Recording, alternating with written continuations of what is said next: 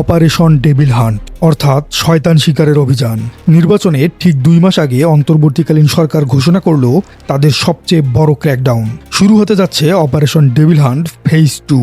স্বরাষ্ট্র উপদেষ্টা lieutenant general অবসরপ্রাপ্ত জাহাঙ্গীর আলম চৌধুরী স্পষ্ট জানিয়ে দিয়েছেন, ফ্যাসিস্ট টেরোরিস্টদের দমনে আর কোনো দয়ামায়া দেখানো হবে না। তাহলে পিনাকি কি গতকালের স্ট্যাটাসে এই ডেভিল হান্টের কথাই বুঝিয়েছিলেন?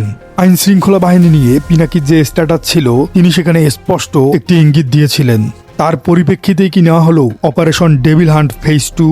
সবচেয়ে চমকপ্রদ খবর হলো, নির্বাচনে যারা প্রার্থী হবেন সরকার তাদের হাতে তুলে দিবেন লিগ্যাল ওয়েপন বা বৈধ আগ্নেয়াস্ত্র।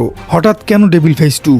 ওসমান হাদির উপর হামলা বা দেশের আইন শৃঙ্খলা পরিস্থিতির অবনতি কি সরকারকে এই হার্ডলাইন অবস্থানে নিয়ে যেতে বাধ্য করলো? এবং প্রার্থীদের হাতে অস্ত্র তুলে দিলে কি নির্বাচন মাঠ শান্ত হবে, নাকি বারুদের স্তূপে আগুন লাগবে? আজকের এই ভিডিওতে আমরা জানবো এই অপারেশনের পুরো ডিটেলস। তাহলে চলুন শুরু করা যাক। শনিবার সচিবালয়ে এক উচ্চ পর্যায়ের বৈঠক শেষে স্বরাষ্ট্র উপদেষ্টা এই ঘোষণা দেন। আপনারা জানেন, চলতি বছরের 8 ফেব্রুয়ারি শুরু হয়েছিল অপারেশন ডেভিল হান্ট ফেজ 1।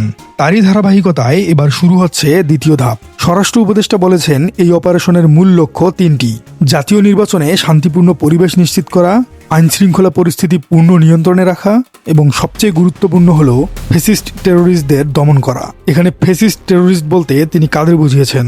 বিশ্লেষকরা মনে করছেন, 5 আগস্টের পর আওয়ামী লীগের যেসব ক্যাডার বা আন্ডারওয়ার্ল্ডের খুনিরা আত্মগোপনে থেকে কলকাঠি নাড়ছে, তাদের খুঁজে বের করে হান্ট বা শিকার করাই এই অপারেশনের মূল লক্ষ্য।